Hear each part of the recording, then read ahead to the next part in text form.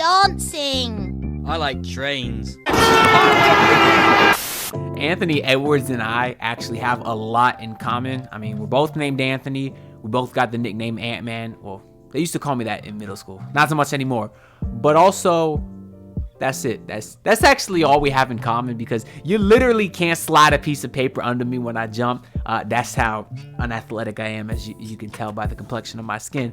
Not to say I'm not a baller. Don't get it twisted, though. I'll give any of y'all buckets watching this right now.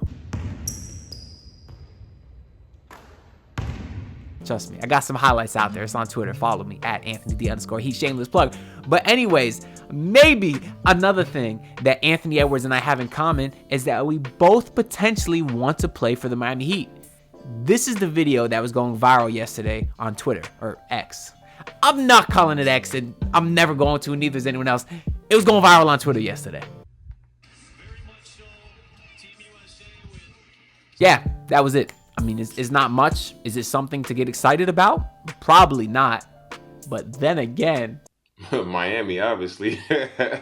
Miami is the obvious one. Bam is my dog, for real. I'm just saying, man. Now listen, the thought of Anthony Edwards on the Miami Heat does get me very, very excited. Of course, coming out of college, before he was the #1 pick in the draft to the Timberwolves, trash organization, he had a lot of Dwyane Wade comparisons. Now, that's not just coming from me. He's different. I mean, he's like you when he can change those directions and he can split pick and rolls, and then he's explosive coming out of it. It's insane. And he knows all of it too. All he need 2 months of Miami basketball, and it's over with. He needs 2 months of the culture, and it's over. Also from Dwyane Wade, because he quote tweeted back in 2020 and said that Anthony Edwards could indeed be better than him. Now, as you guys also see in this quote tweet, quote X repost, is that what we calling it, Elon Musk? Stupid. The man ruined Twitter.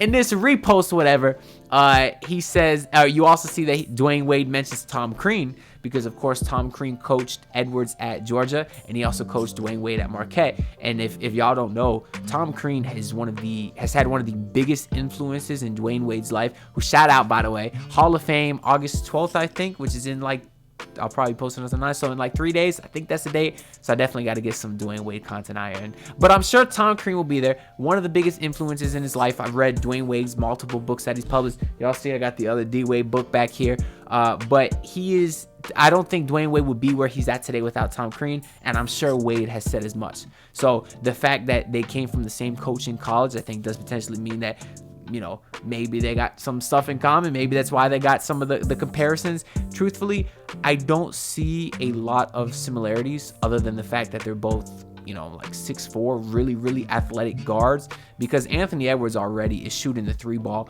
way more and better than Wade ever was. I mean, Edwards last season shot 7 a game at 37%, and the most that Wade ever shot per game was 3.5, So Edwards has already taken pretty much double the attempts that Wade took, and the highest percentage that Wade ever shot is 33%. But he's not a 3-point shooter. I ain't have to tell y'all that.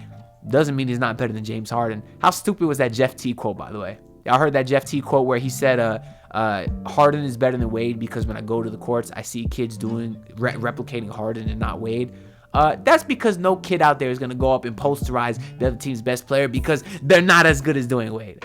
But I digress, because that's not what this video is about. But Anthony Edwards is a big-time player. Of course, he'd fit great in this Heat system along next to Bam Adebayo, if you're talking about the future. Last season, Edwards averaged 25 points per game. He had 6 rebounds, 4 assists, shot 37% from 3 and 46% from the field. So you're talking about an efficient guy that can do it all. Of course, he has the athleticism that I think would make him a phenomenal defender in this Heat system.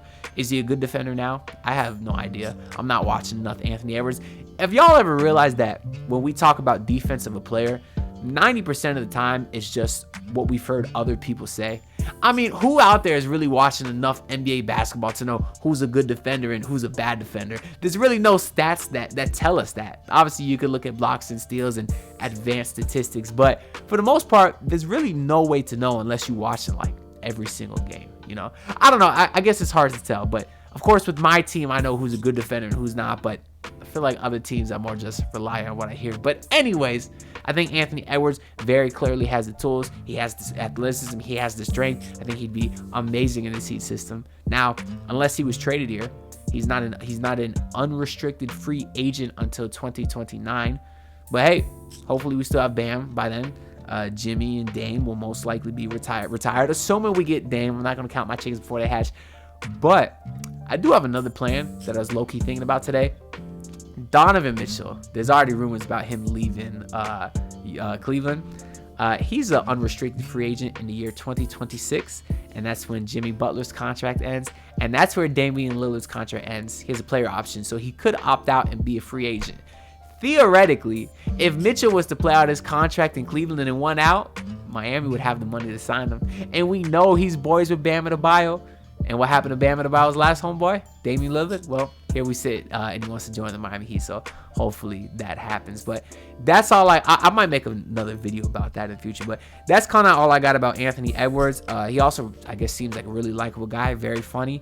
The only kind of red flag that he's had on his career so far, because he's even been a phenomenal playoff player. I didn't even get to mention that. Had the 40 points, had the 40-point game last year. I have his numbers up. He averaged 32 for the whole playoffs last year. Again, it's only 5 games, but still 32 points. He was efficient while doing it. It shows that he doesn't shrink in the big moments, just like Dwyane Wade. You know, he's two big-time players.